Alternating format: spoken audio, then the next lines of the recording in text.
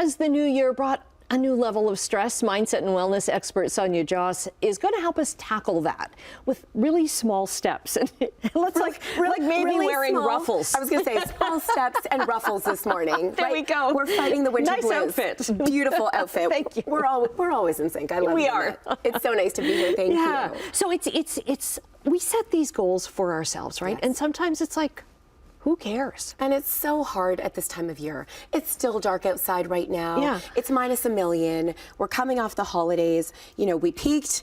There's a big letdown, and there's so much pressure to hit the new year running, to get a handle on your finances, your body. And I think so many of us start the year off just feeling angst, stress, and pressure at a time of year when things already feel so challenging, right? Like we do it to ourselves, but it's also happening around us. Yeah, because what's one of the first thing people will ask you? Are you doing anything new this year? Do you have resolutions? How are you fixing yourself this year? And you're like, oh no. Well, I'm like, I still don't have need to be fix fixed. myself. Exactly. And that's the thing. We don't need to fix ourselves. There's such micro, small shifts that we can make that can really support us during this time of year to alleviate the stress, to alleviate that tension, and just to make it feel like a smoother start to the year. Okay. Right? We were talking before, Yeah. and you said that one of your things that you want to change is just having fun.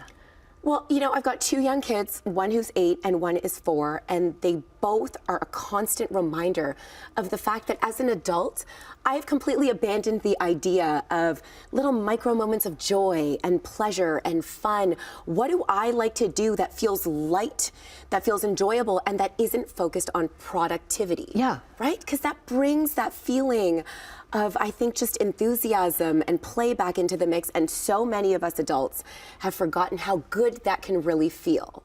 Some other things that I think are so important are really being mindful of how you're starting your day and practicing some version of mindfulness to begin the day, to really connect to how you want to feel throughout the day, to set that intention, to really ground yourself and to approach the day with intention. And this doesn't have to be daunting. I'm not like, now you must become the master of meditating. You don't.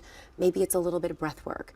Maybe it's some free flow journaling. Maybe it is trying to meditate for a minute, but just something that you're gonna do that says, okay, I'm taking control of how it is that I woke up, how it is that I want to feel throughout the day, and I'm really dropping into that intention so that the day doesn't get ahead of me and I don't get into the vortex of stress. So would that be like maybe, would it be counterproductive to that, to write out a list of things I want to do today? No, for some people, that can be exactly what they need to do.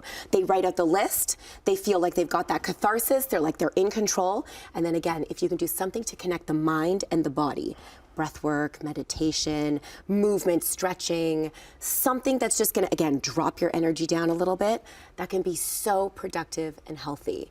And I think, you know, sort of taking that intention and then moving it throughout the day, is there a way for you to really be deliberate about your nutrition, about your movement, about your mindset, whether these are big chunky goals like resolutions or just little tiny reminders to yourself throughout your day, like, I'm showing up for myself, I'm taking care of myself. I drank a glass of water. Yeah, good Not for 3 me. liters.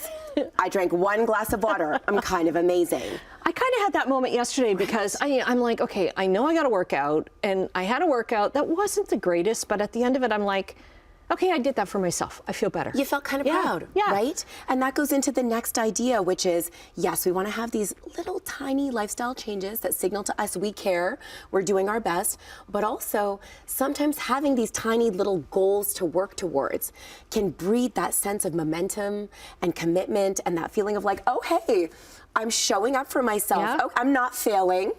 I'm really succeeding, and that can just breed, again, that feeling of control and positivity. Okay. You know what I mean? Thank you for brightening my day. Thank you for having you me. always have such ruffles great and all, ruffles right? and all, Ruffles blue and all. ruffles. Okay, we're going to get links up to your socials because you've got great advice on there, great tips as well. We'll put that up at chch.com/morninglive. Oh, so great.